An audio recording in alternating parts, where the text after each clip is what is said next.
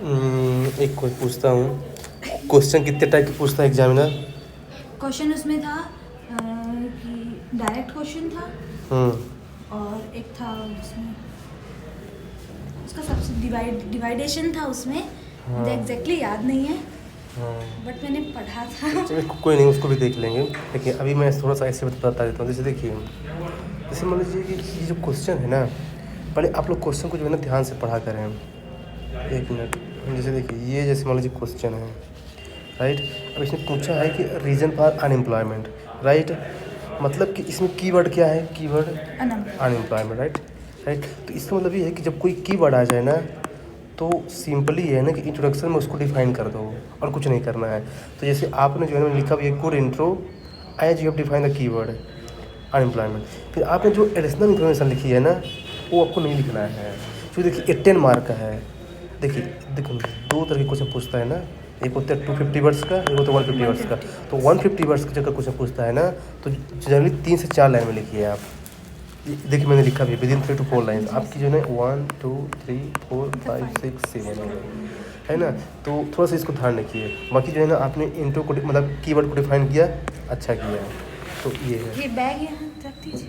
नहीं, हल्का ही है, देयर इज नथिंग, कुछ नहीं है। फिर देखिए, अब जैसे क्या है पूछ रहा है, अब आगे हैं बॉडी पार्ट में, रीजन फॉर अनएम्प्लॉयमेंट।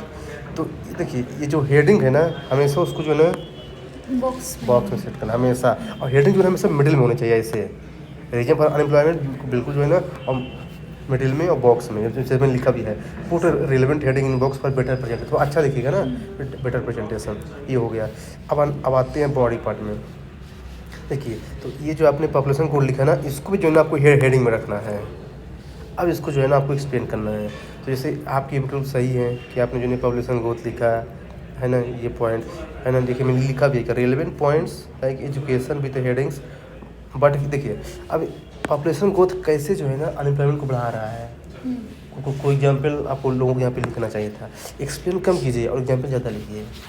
बताइए कोई एग्जाम्पल, पॉपुलेशन ग्रोथ से कैसे एम्प्लॉयमेंट बढ़ती है? पॉपुलेशन ग्रोथ से एम्प्लॉयमेंट तो डायरेक्ट ही मतलब कनेक्टेड ही है, क्योंकि अगर मतलब एन पॉपुलेशन जब ग्रोथ हो रहा है तो जॉब्स कम है। हाँ, जॉब स्कार्सिटी नहीं, हाँ, वो तो ठीक है। ये तो हो गया क्या, थ्योरी। देखो अब एक चीज़ आप लोगों को बता देता हूँ। देखिए हमारा जो पॉइंट ऑफ व्यू होता है ना, वो दो तरीके से हो सकता है, राइट। एक तो हम सीधे थ्योरी लिखते हैं कि हाँ, जैसे आप लोग भी बोल रहे हैं कि पॉपुलेशन ग्रोथ होगा तो जॉब की स्कॉर्सिटी होगी, इससे एम्प्लॉयमेंट बढ़ेगा, ये थ्योरी हो गई।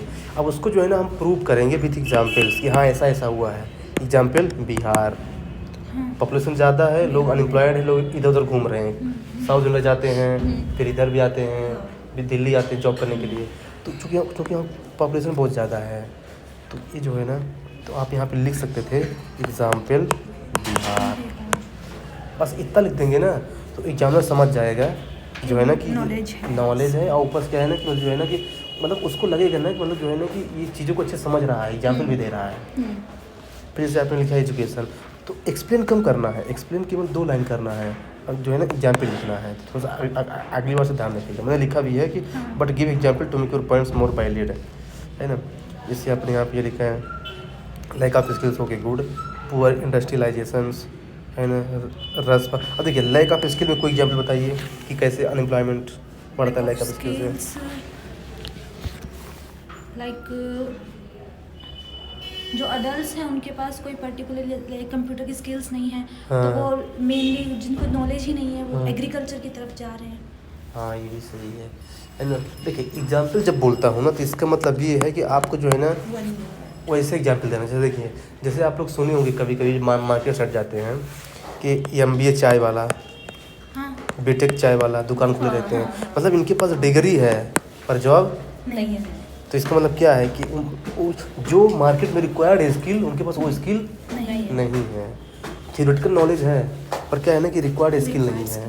तो ऐसा एग्जाम्पल आप लिख देते कि MBA चाय वाला एग्जाम्पल इन मार्केट, तो थोड़ा सा एग्जाम्पल को अच्छा लगता है कि कितना अधिक प्रैक्टिकल है।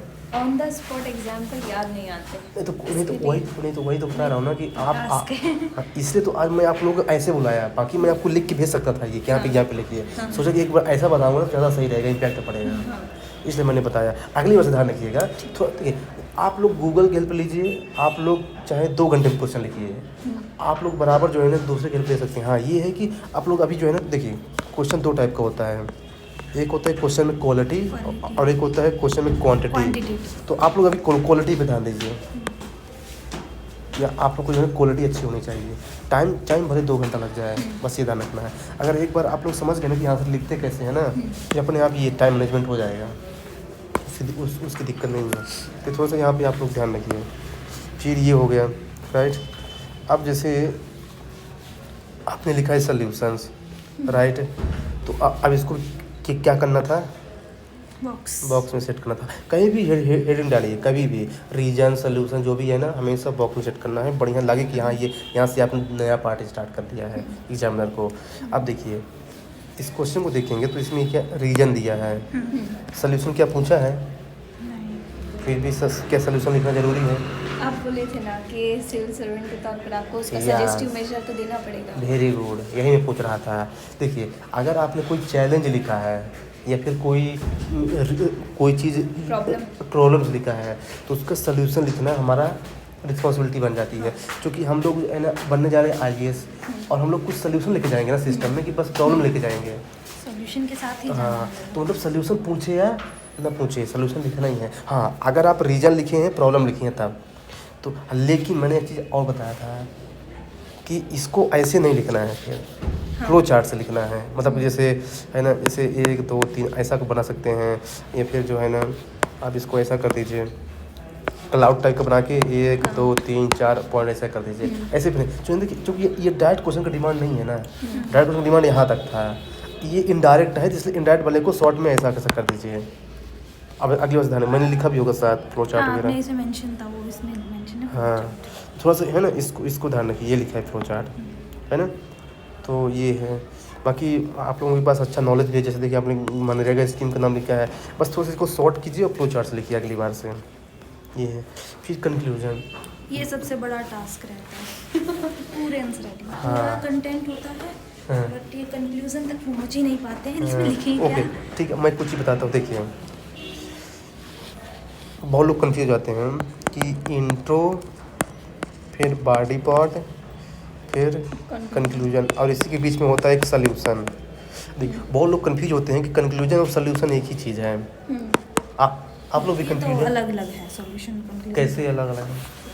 सॉल्यूशन में हमें बताना रहता है कि जो हमने रीजंस दी है उनका रिजल्ट देना है, किसको कैसे ओवरकम किया जाए। अलग और कंक्लूजन में आएगा ये चीज़ कि अगर हम किसी चीज़ के बारे में बता रहे हैं, उसका नेगेटिव भी बता दिया और उसका पॉजिटिव, दोनों एस्पेक्ट लेकर हमें उसका कंक्लूड करना पड़ेगा। इंटर ठीक है, रिलेटेड अच्छा है।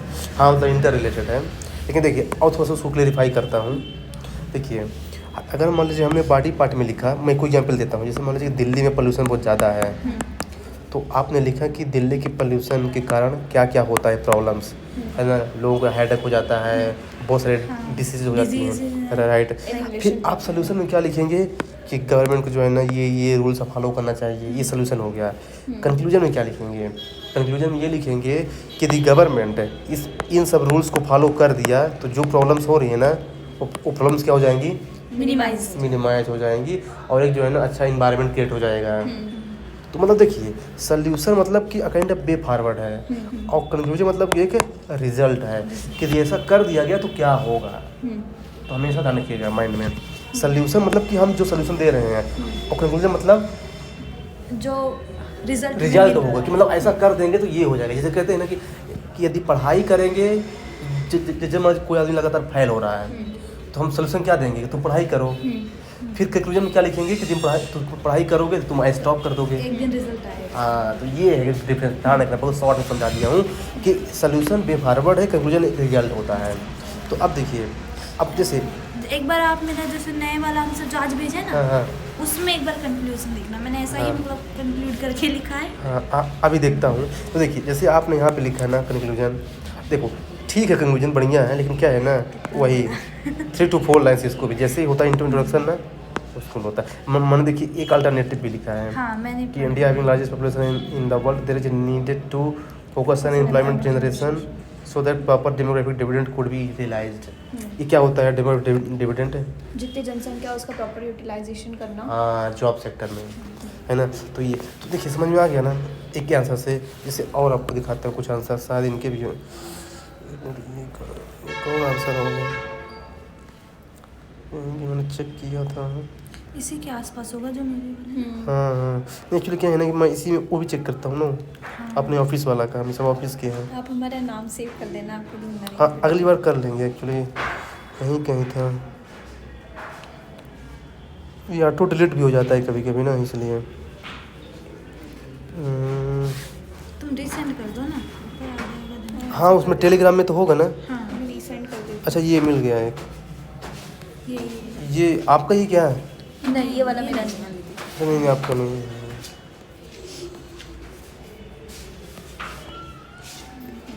एक मिनट, जैसे एक टेलीग्राम, सेंड कर देती हूँ। टेलीग्राम पे देख लेते हैं। हाँ, मेरे को हाँ कोई आंसर अपना कर दीजिए। ये वाला है ना।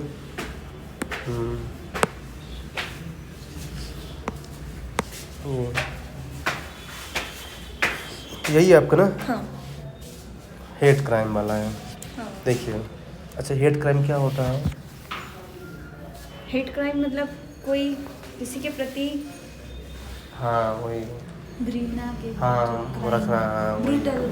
हाँ हेट्रेड फीलिंग रखना। हाँ, हेट्रेड की फीलिंग के कारण होने वाला वायलेंस जो होता है, वायलेंस, हेट हेट क्राइम होता है।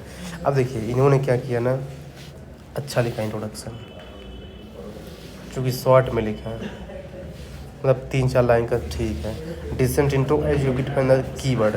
देखिए हेट क्राइम को डिफाइन करते, कहीं भी अगर कीवर्ड मिल गया ना तो हमेशा उसको डिफाइन कर देना है। सिंपल सा कीवर्ड है, और वो भी आपने डाटा भी लिखा, मैंने लिखा भी है विद डाटा। तो देख लो मैं कितना डीप यहाँ से चेक करता हूँ, मतलब एक एक चीज़ पढ़ लेता हूँ कि क्या आपने क्या आप किया है। ये हो गया, फिर क्या जैसे डाटा मेरा नहीं है, ये गूगल का है। नहीं तो मतलब तुम मेंशन तो किया ना। मैंने पहले ही बोला है कि आप लोग जो है ना अभी पूरा गूगल के हेल्प ले सकते हैं, पूरा जहाँ पे डाउट हो जाए तुरंत गूगल के हेल्प लीजिए, कोई दिक्कत नहीं है ना। फिर देखिए इम्पैक्ट ऑफ हेट क्राइम ना, अब देखिए हमने बॉक्स बनाया था, आपने उसे हाईलाइट कर दिया, मतलब हमारा बॉक्स छोटा है, पेंसिल से बनाना था। नहीं, पेंसिल से नहीं, थोड़ा सा बॉक्स ऐसा बनाया ना, स्टेट तब थोड़ा पेन चेंज कर लिया करें, ब्लैक वगैरह से थोड़ा सा अच्छा दिखे। ये मतलब ब्लैक पेन का ही है, लेकिन ये लाइट कलर का पेन है। आप कह रहे हैं, मतलब आपका कहने का सेंस है कि डार्क कलर का पेन यूज़ करो ताकि वो हाईलाइटेड हो। हाँ, मतलब इस पॉइंट से थोड़ा डिफरेंट दिखे अपना हेडिंग का, मतलब ये है तो ये पॉइंट ये थोड़ा डिफरेंट होना चाहिए ना, ऐसा थोड़ा दिखे वो अंदर वाला भी तुम ब्लैक से ही दिखना चाहिए। हाँ, थोड़ा सा मतलब लगे अगली बार से क्या ही ध्यान चेंज करोगे? हाँ, देखिए तो ताकि एग्जाम में जब देखें तो तुरंत उसे लगे कि हाँ क्या करता। देखिए अभी आगे देखते हैं इम्पैक्ट ऑफ हेट क्राइम ना। अब देखिए आपके जो पॉइंट है ना बिल्कुल रेलेवेंट है ना, है ना। आपने फ्लो चार्ट का यूज़ किया है, लेकिन आपने केवल इतना लिख के छोड़ दिया इसे, और ये क्वेश्चन क्या है, मेन डिमांड है। हाँ।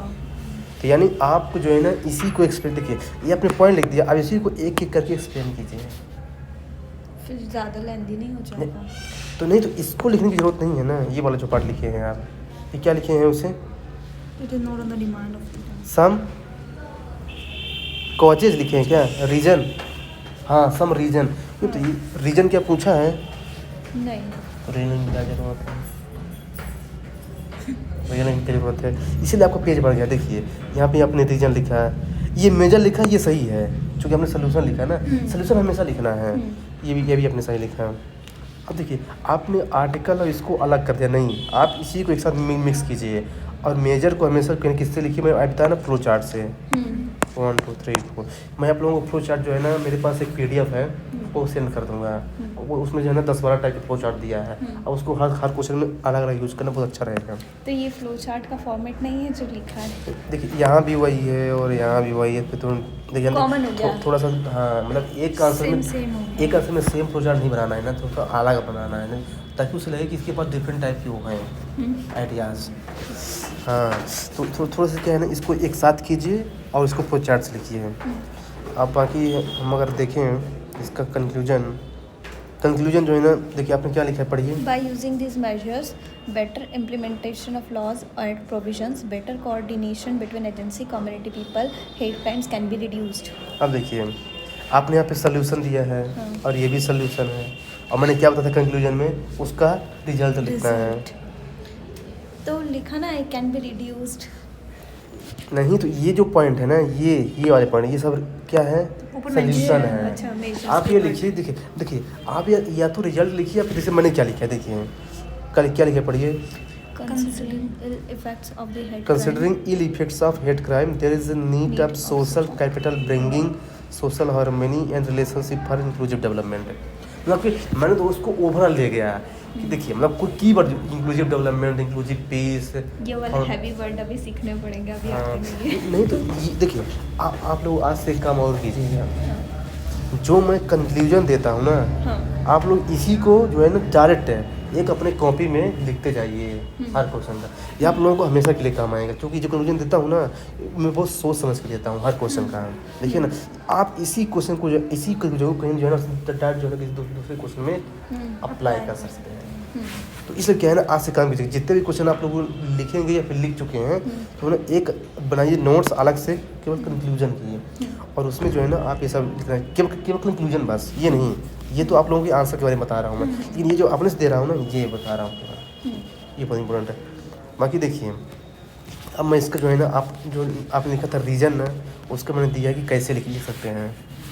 देखिए आप जो है ना ये वाले अप्रोच को फॉलो कीजिए। Social impact of hate crime में देखिए इंडिविजुअल पे अलग इम्पैक्ट होगा, फैमिली पे अलग होगा, सोसाइटी पे अलग होगा, रूरल और अर्बन पे अलग होगा, और वर्ल्ड पे अलग होगा, है ना।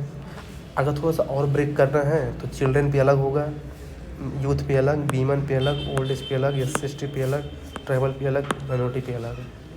तो कहने का मतलब क्या है कि अगर आपसे कोई भी अगर इम्पैक्ट पूछता है ना, अब जहाँ पे आपको लगे कि यहाँ पे जो है ना इस एरिया में उसको ब्रेक कर सकते हैं, तो हमेशा ये वाली अप्रोच फॉलो कीजिएगा।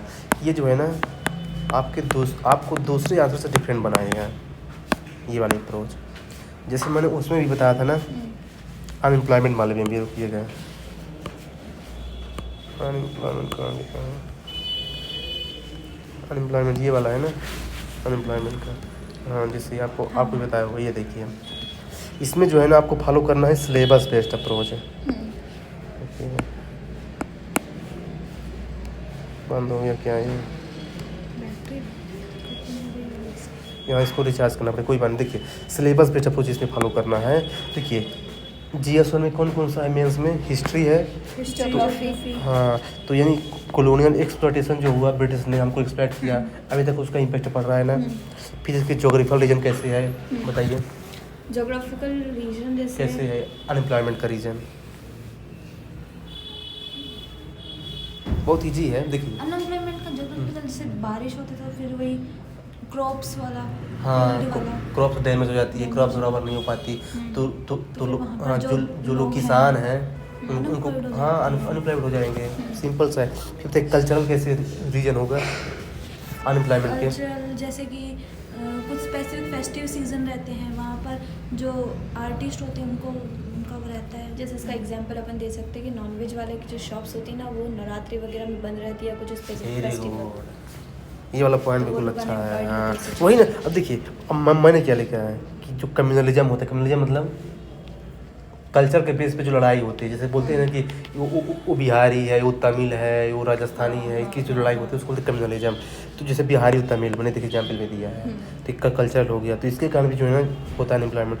सोशल कैसे कि है ना, मतलब इसे कहते हैं कि जो वीमेन होती है ना, उनको रात को ज़्यादा बाहर नहीं जाने दिया तक जॉब करने के लिए, है ना। या फिर जो है ना स्पेशली गांव की जो लड़कियां होती हैं ना, उनको जो है बोलते हैं कि अब बाहर मत जाओ, ये और सब मतलब सेफ़ नहीं है। तो काइंड ऑफ क्या होता है, अनएम्प्लॉयमेंट क्रिएट होता है। फिर पॉलिटिकल कैसे, lack of awareness about government scheme.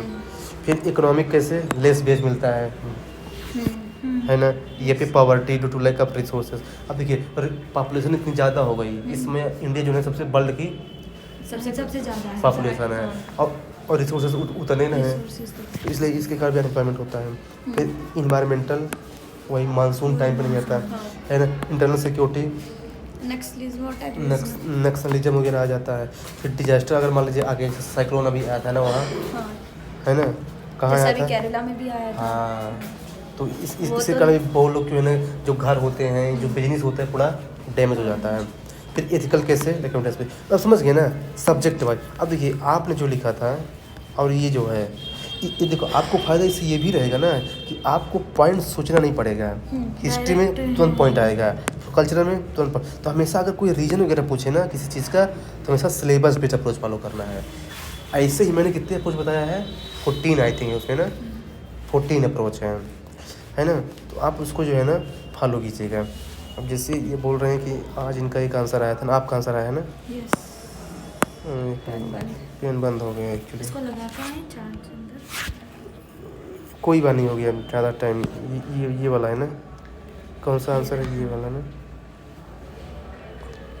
इसमें मैंने हाइलाइट्स भी किया है, बुक्स में भी डाला है, फ्लो चार्ट को भी फॉलो किया है और टाइम लिमिट को भी ध्यान रखा है। ये खुल क्यों नहीं रहा है? आपने पीडीएफ बनाया था? हाँ पीडीएफ बन गया है। खुल नहीं रहा है, पता नहीं क्यों। नोट्स में नहीं खुल पाएगा। हाँ वही तभी तो पीडीएफ होता तो खुल जाता है। नहीं खुल रहा है नोट्स में, नोट्स वाला ऑप्शन नहीं दे रहा है। ये रहा ना notes? नहीं वो वाला नोट्स है, नोट वाइज वाला जो मेरा है ना। अच्छा, ठीक है। ये वाला जैसे है ना, ये वाला। फोटो भेज दो डायरेक्टली, फोटो तो। अरे कोई बात नहीं।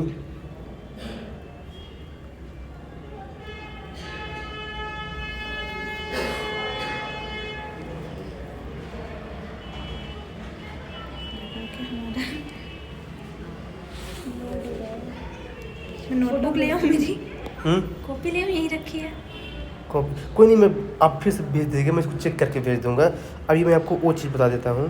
नहीं, आज का आंसर तो मैंने भी देखा इनका, मुझे सही लगा। मैं ले आती हूँ। ऐसा कहना नहीं चाहिए, मैंने चेक करा बाकी अच्छा, पहले से हाँ, इम्प्रूवमेंट दिखा।